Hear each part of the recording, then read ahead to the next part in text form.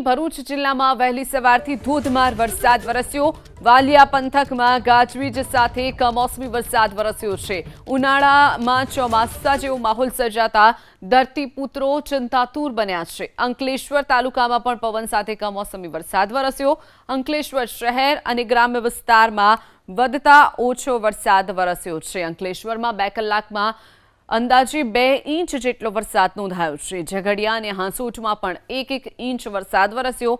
ભરૂચ શહેરમાં 1/2 ઇંચ વરસાદ નોંધાયો છે। તો ભરૂચમાં પણ વરસાદી માહોલ છે।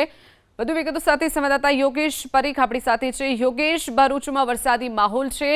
કમોસમી વરસાદથી ઠેક ઠેકાણે પાણી ભરાયા છે અને ખેડૂતોને રાતા પાણી આ કમોસમી વરસાદે રોવડાવ્યા છે। યોગેશ, જે બિલકુલ જે આગાહીની જોગવાઈ હતી એ પ્રમાણે ભરૂચ જિલ્લાની જો વાત કરીએ તો ભરૂચ શહેર, અંકલેશ્વર અને ઝઘડિયા તથા હાંસોટની અંદર ધોધમાર વરસાદ વરસ્યો છે।